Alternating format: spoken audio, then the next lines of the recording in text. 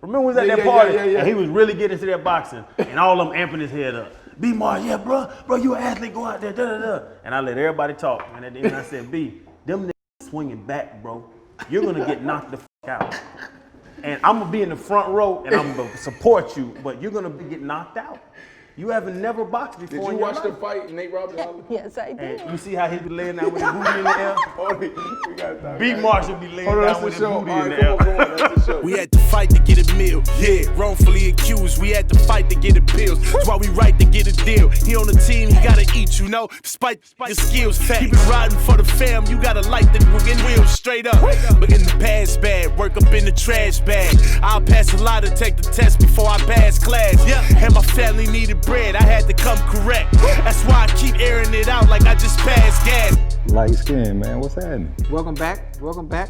Thank y'all, I appreciate it. I miss you. I missed y'all too. Happy for you. Where you been though? I love you. No, I love you. I love you more. Okay. Scale it back a little bit. But I love you. I appreciate Nah, y'all. Man, where was you at, man? I don't mean to be in your personal business. No, bro. You know? I'm gonna tell the truth. Bro, me and my wife and my son, we got tested positive for COVID. Damn. Yeah, we got tested positive. We tried to contact trace to know what's going on, but we got 5 people in the house. We have a 5-month-old, a 7, and a 9-year-old, my wife and myself. Bro, the kids were good. I was good. I lost my taste. I still ain't got my taste. Right. My wife was at the ER for 6 hours one night. Couldn't breathe in deep. So it's real. Like you heard people say COVID's real, bro, COVID's real, and you don't know how it's gonna affect you. You don't know how it's gonna affect your kids, your mom, your dad, whatever. So I would say that's one thing. From my experience, bro, it was the craziest thing in the world to see that a 5-month-old was cool and a 33-year-old, can you say women's ages? Yeah. You like to say women's ages? You done said it now. Okay, a 33-year-old woman is that, and my wife was really, bro, she was hurting. So yeah, like don't whatever y'all are not political, whatever you think about this, bro, COVID is real. No, it's good that you're back, you're able to share it with everybody. I mean, for the last 2 weeks, everybody, where's Channing? Where's Channing? I'm like, I ain't coming. I don't even know really. He on the vacation. Maybe he playing Here Kitty Cat on the back porch. You know what? I don't even fucking know. And while I was gone, y'all had a love fest going on. We did. Omar kissing your ass, kissing your ass, kissing your ass. Not really. God, Not really. damn. I mean, really speaking facts and speaking the truth, really ain't kissing ass. That's a good way to put it, though. Hey, Robbie, on the topic of COVID, I had to do a rapid test today. I did a rapid test today. It's funny. It took 10 minutes. And I think the fact that people really aren't taking COVID serious until it hits home. Yeah. Until it hits home to somebody that's close to you or dear to you. And I really think like places like Atlanta, Houston, places that have been wide open, clubbing, partying, having house parties or whatever it may be, they don't take it that serious because it hasn't really affected them, either them in general or anyone close to them. Yeah, I mean, that's interesting. So talking about COVID, Dez Bryant. Yeah. Come on, man. I know, but Like, why? The reason why I wouldn't even took that test because I'm playing against them Cowboys. That's what I'm saying. Like, you think about it, what he's been out the league, 2-3 years? Since 2017. Yeah, 17. 3 years. Been working his ass off. Right before the game. I know, but in our group chat, essay text, like, what's her name? Right? Because like the dude been off for three years, and all of a sudden he find himself back on the field, about to play against the Dallas Cowboys, suiting up, and then all of a sudden you test positive for the day COVID. of the game. Yeah. And do they test during the week? They test during the week. Oh, they test every day. Yeah. So he tested every day and been negative, and all of a sudden the day of the game. That's right. I was trying to figure out what's going on. I saw the tweet before I knew what it was, Soon and as the I saw tweet the was tweet, like, man, I'm tired of this. As soon as I saw the tweet, I I knew can't what it do this was. no more. Yeah. And then I'm like, Google, what's good? You know what I'm saying? And they talked about the test. You know, but that's why people need to really take it serious because it hits anybody. You know, and I guess speaking of that, and I know we'll probably get to it at some point because I'm sure y'all seen it too. You mentioned Houston, James Harden. He got to take 6. 6 what? Tests. Back to back. Houston says that he got to take 6 tests before he's cleared And they all to join gotta the be team negative. because he was out in Vegas wilding out, allegedly. Vegas. Allegedly. Little baby. But So hold on, these leagues gotta protect. They gotta protect these other players, man. And with Dez too, now Dez, you test positive, go sit your ass down somewhere. I was excited to see Dez. 3 years trying to get back to the field. He finally make his way back. I mean, his career was over. I don't care if Dez caught one ball, man. Just seeing him suited and booted, man. I agree. That's all I wanted to see. And then all of a sudden, COVID. So I was disappointed. Now I agree. I know why he was frustrated. I was mad for him. When Jacksonville let me go, we had one opportunity when I was in New England to play the Jags. And here I am, I'm recovering from a high ankle sprain. I was hot because they didn't get me, 85, 90%. So just imagine somebody who's been out for a couple years, trained, just to get back to this point. Not knowing he was gonna get to that point, but I'm sure he saw it on the schedule for the last, 5, 6 weeks? Yeah. Right? What He you wanted to think? get out there. But then he said he about to hang it back up again. He ain't gonna hang it up. He ain't gonna hang But it. he That's said the that- frustration. I mean, the frustration. The frustration. I was angry for him, and I'm not even playing, so I understand how you But feel. I always say, I'll take my Jason Whitlock tape. He always called me out. When a player says I'm retired or even thinks about Out retirement. of frustration. Or even puts it in his mind. No, because Dez hung it up. Dez hung it up a couple years back. Once you say that I'm going to take myself mentally out of this I heard game, that before. you're never going to be the same player. And I Wait, 100% agree. Wait, no. He didn't hang it up. Remember his ACL. Achilles. Yeah. So he didn't hang it up. So he's been working his ass off to get to this point for one to get opportunity. I heard a scout say that. He told me that before. He's like, once that's in your head, it's over. And I remember probably like year 8, year 9, coming back from my 3rd hip surgery and literally running and crying because I was like, man, I'm not gonna make it back to the season. And I start thinking about retirement, and I just kept fighting that thought because of what he said. I was like, man, if I let this creep in, it's over. I won't even make it back. So Did whether you that is retire? no, I didn't retire. That's the thing. If you got a dog in, you got a dog in you. You ain't shutting it down. I understand what you're saying. Yes. I Look, understand. you check out we've mentally. always been there. If you're a baller, if you're a dog on the field, right, and if you're used to performing at such a high level, any little injuries. We talk about injuries. I fought my whole career, and I knew I ain't get to league my best. But any little, tic-tac, knick-knack injury or whatever, you frustrated. That was a sign of clear frustration. Even when he tore his Achilles, Dez was balling. Regardless of what people said, Dez was a motherfucker out there in Dallas. Hurt his Achilles. He had the contract disputes. Jerry Jones dead. What's gonna happen? That happened. Then he's out of the league. Other stuff happens. Now he's in a situation where I'm back where I want to be. The light's gonna be on me. I know the light's gonna be on me. I'm ready. Boom, COVID. COVID beating everybody up. 2020's a bitch. You know what I'm saying? It's crazy. But that's not going to encourage any of these other dudes out here, these monsters, the Michael Thomases. So speaking of receivers, the Michael Thomases and who the top dude, right? I love DeAndre Hopkins. Devontae I love Adams. Devontae Adams. Bro, if they get COVID, they're not going to threaten us with retirement. That's a guy that already checked out mentally. That's a guy that has checked out mentally. Nah. That But you if talking about- you talking- wait, you talk- anything in front of you can't do makes that. you want to retire. You can't say that. You're comparing a dude that's been out the game for 3 years to dudes that are currently balling for the past 4 and 5 consecutive seasons. Yeah. Completely different mental capacity. Dez should have more drive than those He guys had because the he wants drive. to Why do get you back think he up was there. working for the past 3 years to get back in? No, So I why would wouldn't he- say that. I would say, because I saw Dez at the Rock Nation brunch, and we talked, and I'm like, bro, like just stick to it and work, because I feel like Dez over the last 3 years been getting frustrated. He'll have spurts where he work and then he don't work. In the last 6 months, he's been super consistent, and that's why he got his opportunity. When he went to New Orleans and he tore his Achilles, he was out of shape. Dez couldn't move because he wasn't, and because of it, like I think that's the hardest thing. Let me back up. I think that's the hardest thing for a player. You get cut and you're in that gray area and the phone ain't calling. It's like, how do you find yourself? Like, how do you get the energy to get up every day and work, not knowing when that next check is going to come in or That's next big. call? So for That's me, big. I understood Dez, and why he was, working, not working. And then he finally put it together, and that's why he got his opportunity. He went to Baltimore at the beginning of the year. They gave it a try. He wasn't in shape. They sent him home and said, come back in shape. We'll sign you. And that's what he did. And that's the thing too. It's funny. I told a story season 1 where I didn't plan to retire, but once the Dolphins cut me, I got fired, and I went home and I was gonna take the year off. I was gonna just take the year off rehab. My wife was 9 months pregnant, And I woke up it was a Wednesday morning, I remember.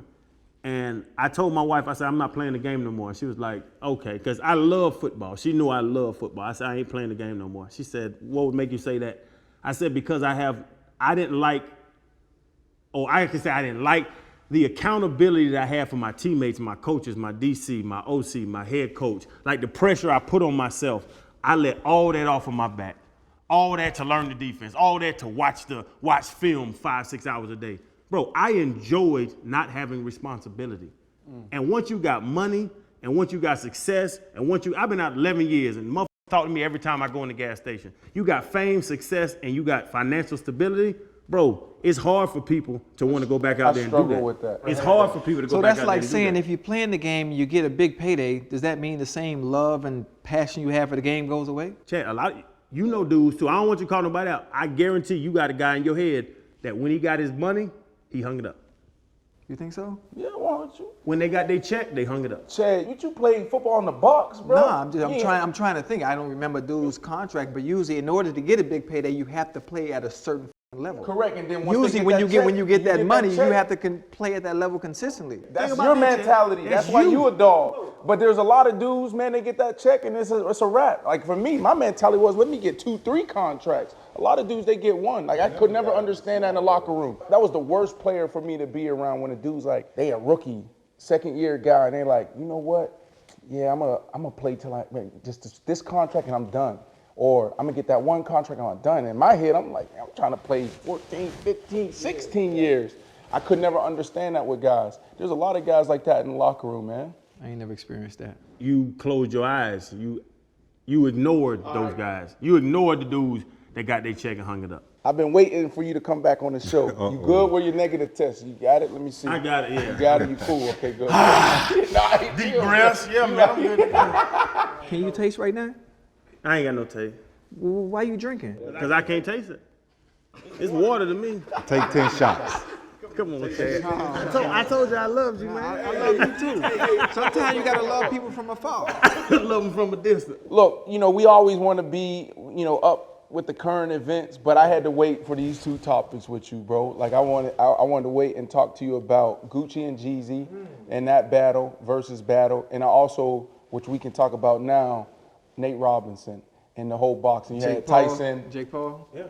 Yep, you had Tyson and Jones, Roy Jones Jr. fight. You watched it? I watched both of them. Yeah. I watched both of them. We'll start with Nate Robinson because that was the undercard and Roy and Mike. B, I'll tell y'all this. He already laughing. B, I saved your ass from being Nate Robinson. Didn't I? Bro, we was at a party. You gonna do it? He was gonna box. What you mean, Finna? I'm still going to do it, but go ahead. And I'm gonna tell him again. He gonna get his ass knocked out. Bro, Did you hear the key word? You saved him. He was gonna do what? Say the word. Box. Say the word again. Box. What did Nate do? I don't know what Nate did. No. If it was a street fight, guess who was winning that? Nate would have won. Period. So when you're in the ring, what you got to do? Hold on. What you mean if it's a street fight? If it's a street fight, Nate wins that. What are you talking about? Okay. How long you been boxing? Huh? How long you been boxing? Since junior high. Okay. As a part of all-season training. Okay. So you in a street fight right now. Nate Robinson coming with all that lunging, jumping stuff. You going 1, 2, done. Street fight, you gonna miss anyway. You ain't gonna miss. I picked up Street boxing. fight has no I picked rules. up boxing later than you Street fighting did. has no rules. And guess what? I've been waiting for somebody to run up on me and try me because now I know how to box. I know how to throw a technical punch, right? Yes. So if a dude come, what he gonna do? All that Nate Robinson stuff, jumping, doing all that. 1, 2, over. Street fight. It sounds easy. But it's Again, if it was a street fight, Nate Robinson wins that. But listen, what he talking about? 1, 2, and he gonna do your head. I feel like the technical fighter always wins. What if I run up on you and shove my fingers in your mouth? Yeah. And grab your jaw. But that's not happening, Chan. No, that's a street fight, bro. That's right, but you're not gonna get that close to me. I've been in more street fights than y'all. You're not gonna get, no, you haven't. That's not true. You ain't been in more of those street fights than me. I average 2 fights a year, bro. I'm about 87-3, and one of them was my sister that hit me with an antenna when I was a kid and beat my back with an antenna. Check my What you record. got to be doing for him to stick his finger in But your he mouth? don't get that close. Is my point. I will grab your jaw with my whole two hand. people who don't know how to fight, That's exactly what's going to happen. But when you're a boxer and the dude come try you with all that, you know, bam, bam, it's over. Yes. It's on paper though. That's on paper. You probably too technical and stiff. Man. Hold on. Fred, no, you be attacking me. Hey, on this hey, show, dog. You got a glass jaw? Fred, when I grabbed that, Bum. Yop. Come on, dog.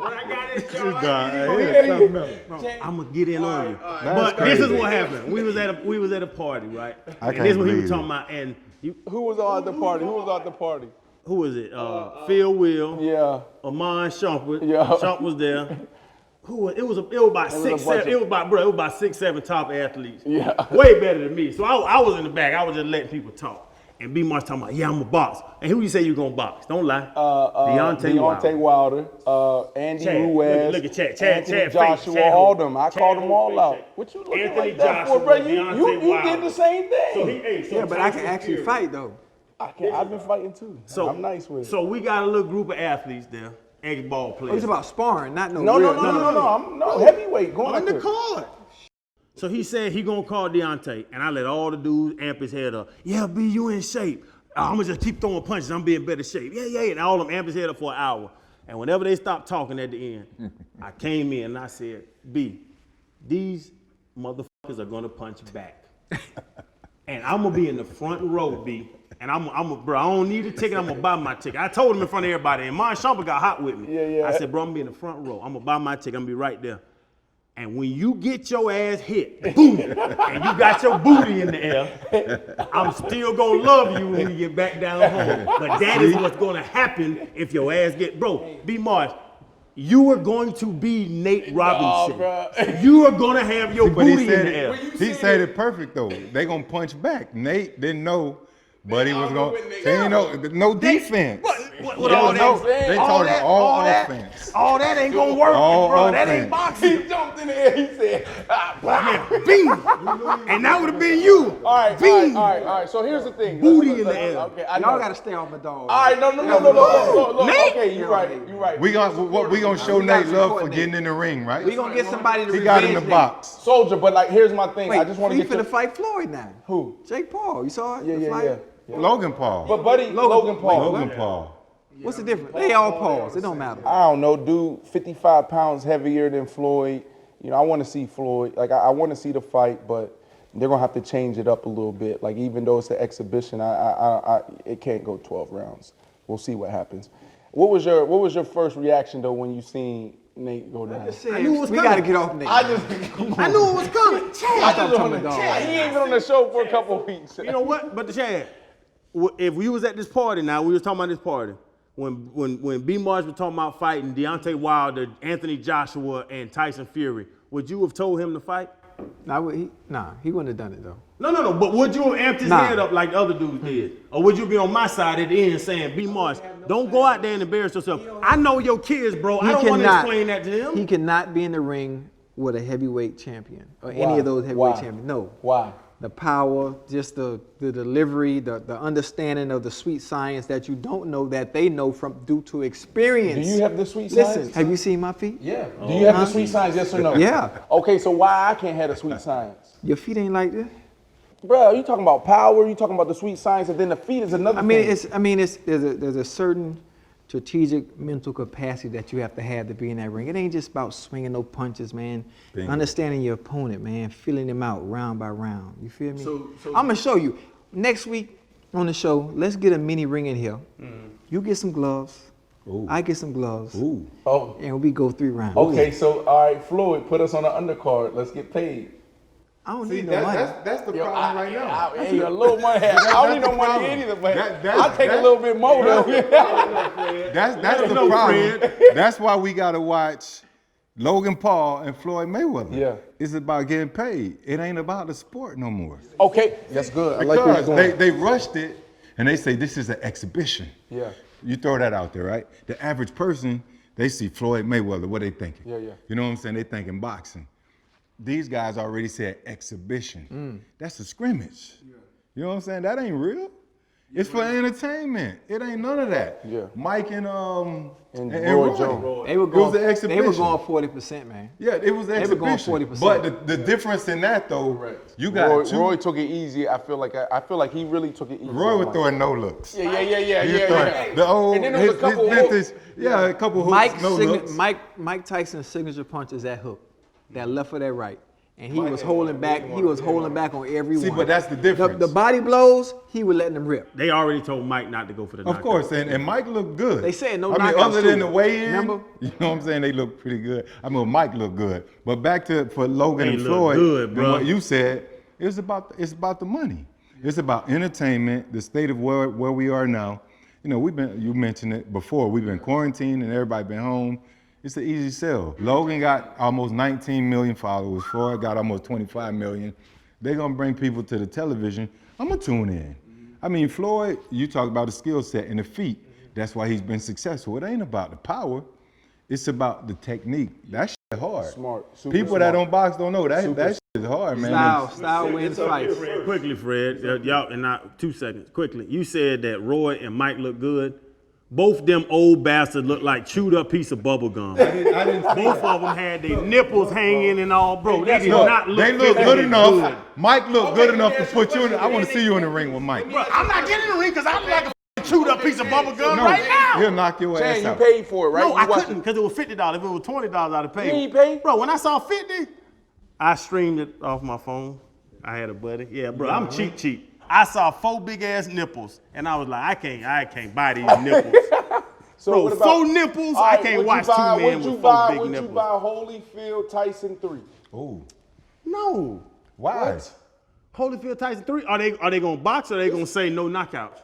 It ain't about no knockouts. It's what you gonna see. If me and you fight, because if y'all do this ring next week, Yeah, this we ring, gonna do I'm that. gonna get me in. I'm gonna I get me ain't 3 doing that, minutes Ray. Don't in. listen to him. I'm gonna get me 3 minutes in. I'm gonna have my motherfucking fingers in your mouth and you ain't gonna know what to do.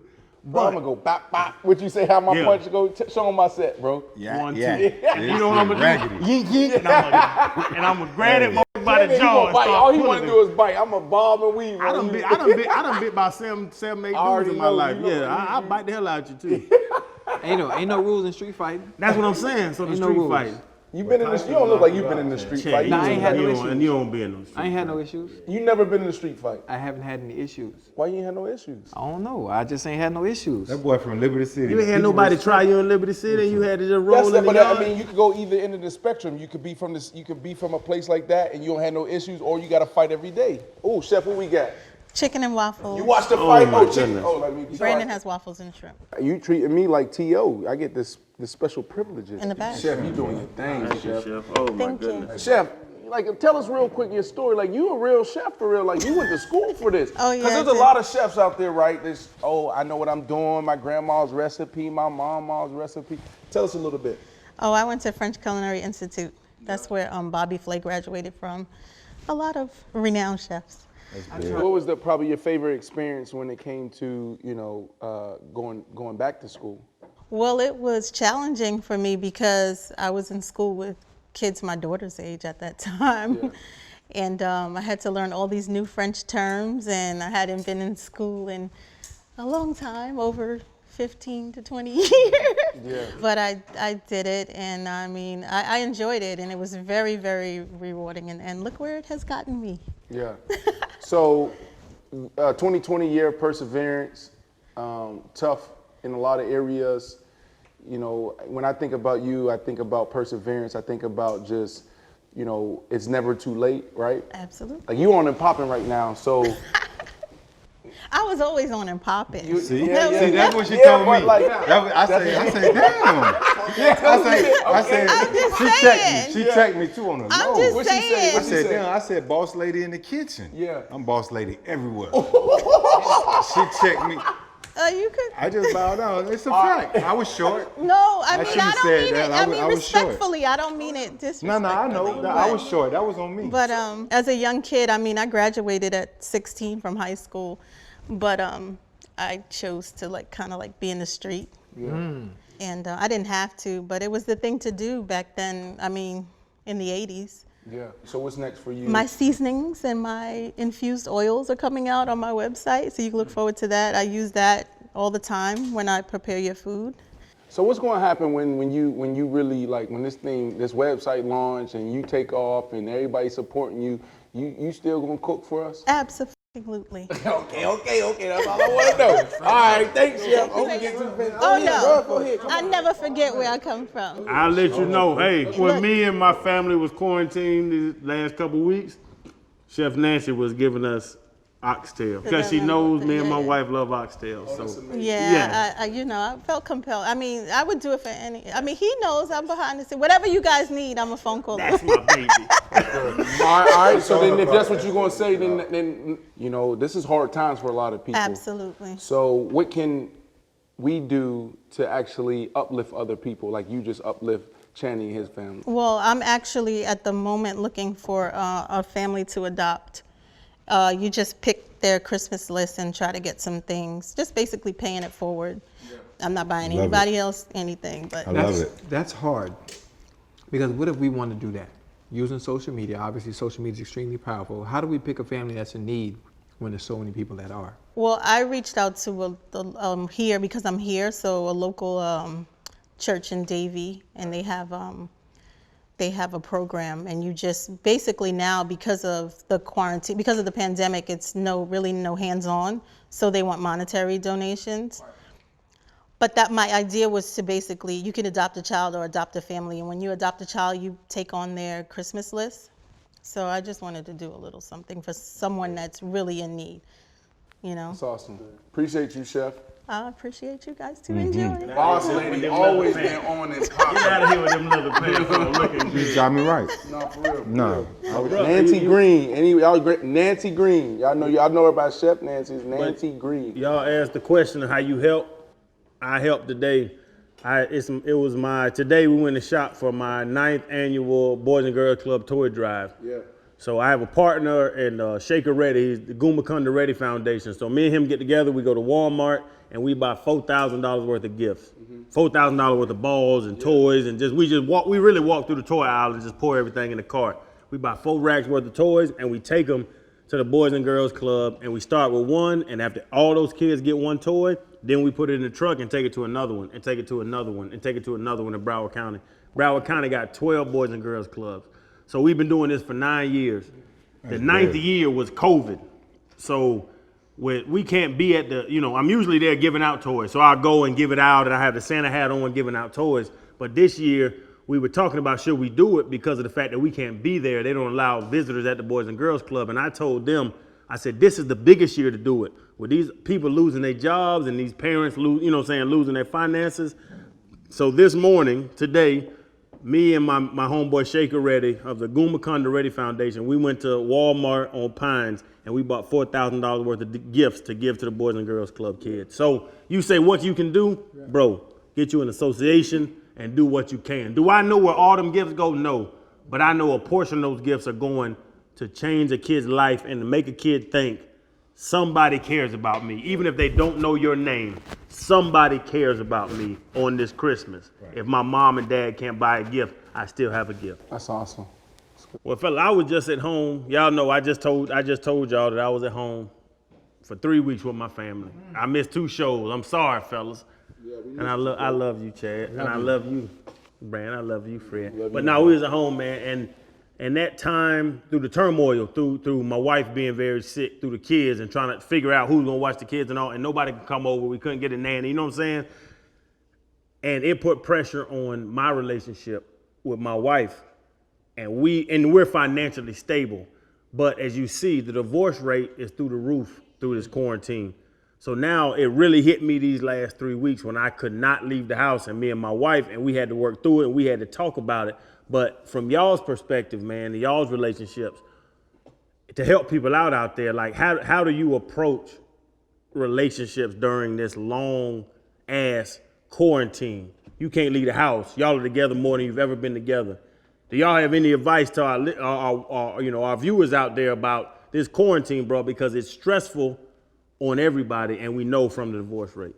Yeah, so I think that the toughest thing was at the beginning so I was freaking out, and I was ready. I was one of those like, let's go get all the toilet paper. We're gonna stock up, and I was trying to get ahead of it before they actually shut down everything. And Mishi, she's more laid back and calm, and she's like, relax. And we had a tough conversation. Like it was like, I was like, what's wrong with you? You know what I'm saying? She's like, what's wrong with you? And it was one of our toughest conversations. And I was like, the world's coming to an end. And for me, it was about like us seeing, we were on total opposite ends of the spectrum. And we had and to me, it was like, we got to make a decision now. Kids ain't going to school, et cetera, et cetera, et cetera. And she was, on the other opposite end of the spectrum. And then we had to come together and put together a plan.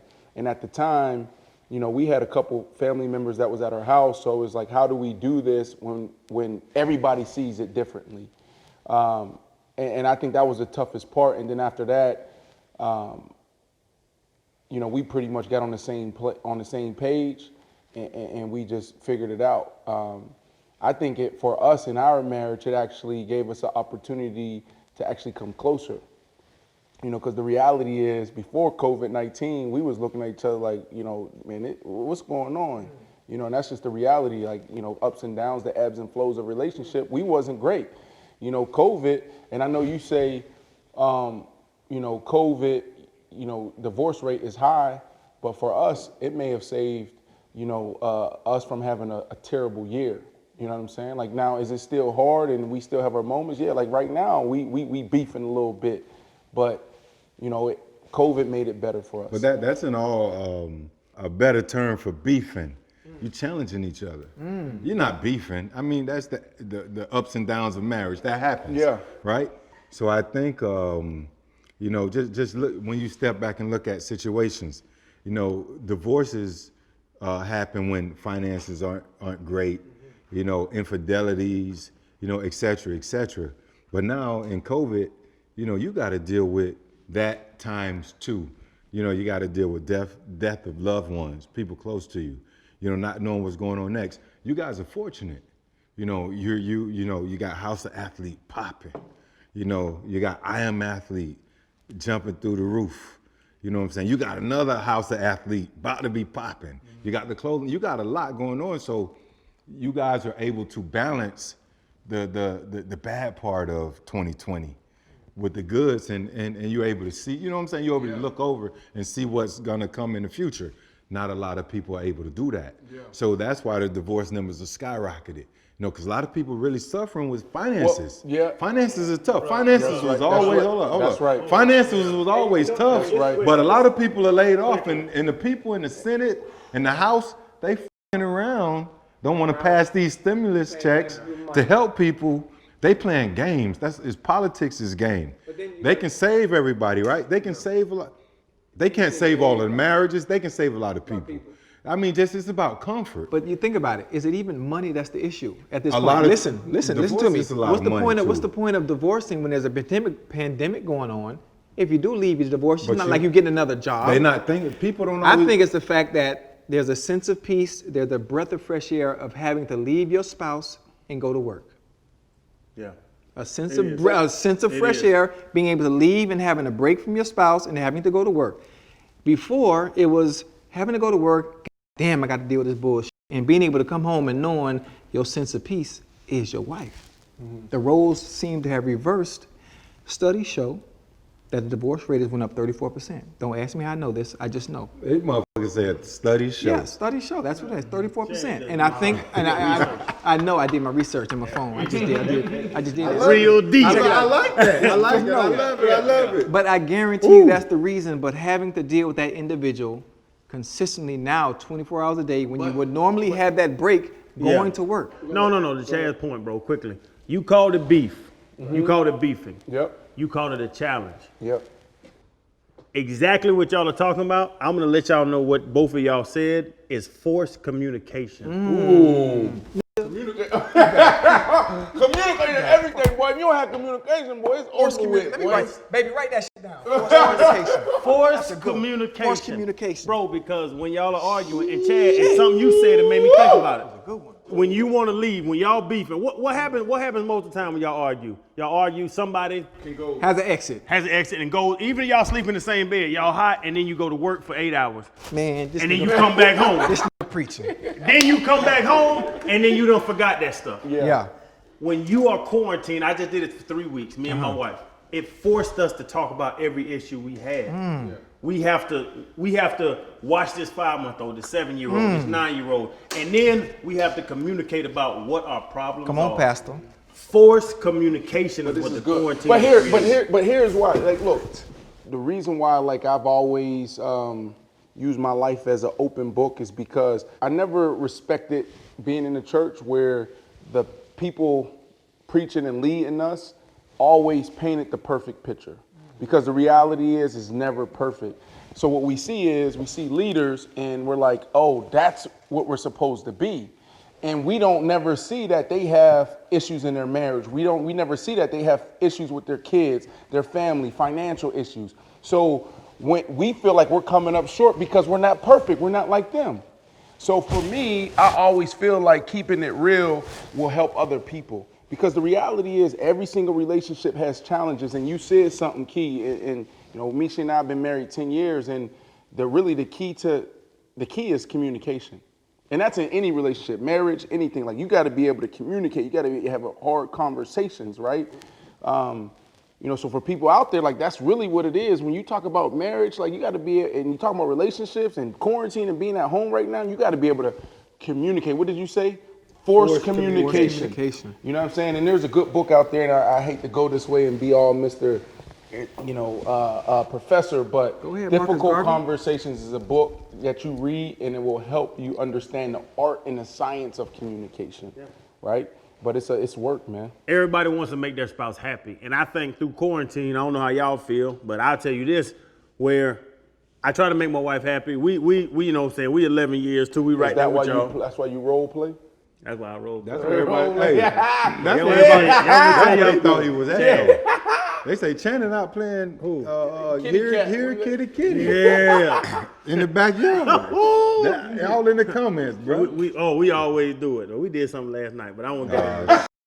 But we got after last night. Too? But listen, bro, she got some latex on her thing, so it's see-through. So it's like it's bro, but it's like Go back to when but you think said about we that gotta though, make bro. But if you got Go back see-through, to like top- no, you no. see everything, but you don't see it, so it's kind of a tease. Like they there, but I can They see not the there, hair yeah. and I can see the nipples, but they're not there, but they there. Like, bro, it gets you going. I gotta try that. Yo, You had the mask on? You can do saran Yeah, wrap. man. No, Okay, so we all So testing you saying negative. you saying we all try to make our We all trying to make people happy, bro. Yeah. Make people happy, and all you're doing is cheating yourself.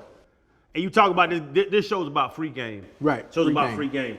Don't cheat yourself in your relationship. Let her know what you want, and then if you tell her what you want and you need when you're upset, not in a nasty ass way.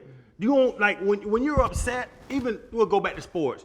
When the play doesn't work, or you don't like a play, or if I had to cover a tight end, if I had to cover Tony Gonzalez, I would go to my DC and say, Coach, this defense is not gonna work because Tony Gonzalez is gonna roast my ass.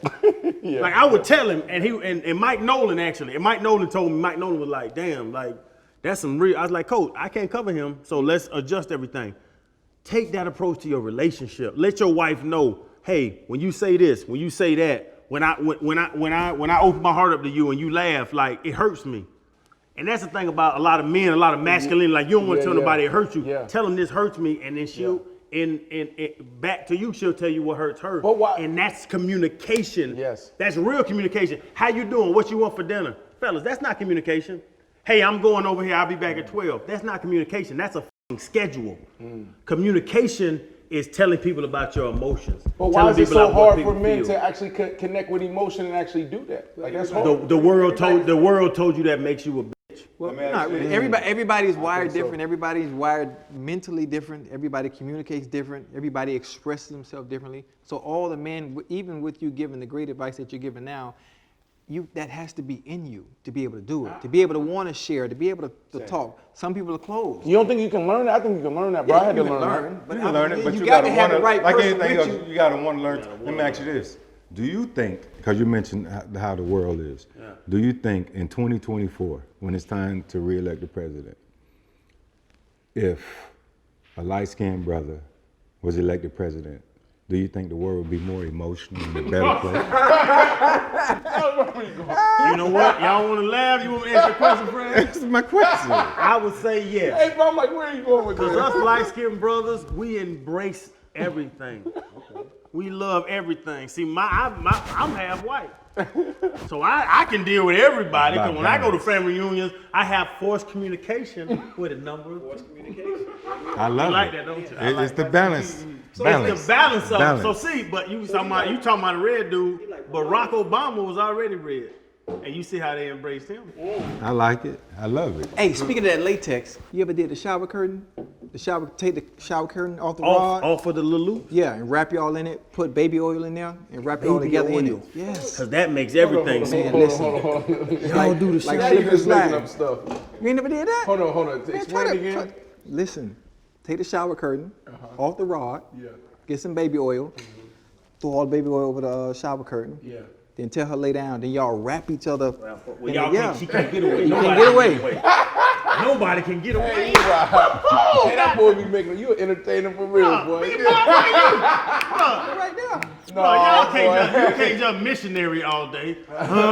Nobody want that, man. You gotta what you mean? what's it up? You gotta throw something in the bedroom. 10 years, bro. Yeah. I'll take this ball home here and make something happen with it. But you gotta make something You've happen. been married a long. Look at Fred, Yeah, because Fred don't want to tell you what he do in the bedroom, because Fred nasty, I can tell. Fred nasty. Fred done gotta go to his house before Fred nasty. A goat? A goat? A goat. Just watch us. Just stare at him. See? Hey, baby, the goat looking. Yeah, he looking. Something. Freaky Fred. Freaky. Hey, you been gone too long, bruh. Welcome back. Hey, that's like what a light skin do with dreads. Freaky Fred. Freaky Fred. Cheers to that, baby. Yes, sir. Give one now, Chase. We had to fight to get a meal. Yeah, wrongfully accused. We had to fight to get appeals. That's why we right to get a deal. He on the team, he gotta eat, you know. Despite the skills, keep it riding for the fam. You gotta light the wheels straight up. But in the past bad, work up in the trash bag. I'll pass a lot to take the test before I pass class. Yeah, and my family needed bread. I had to come correct.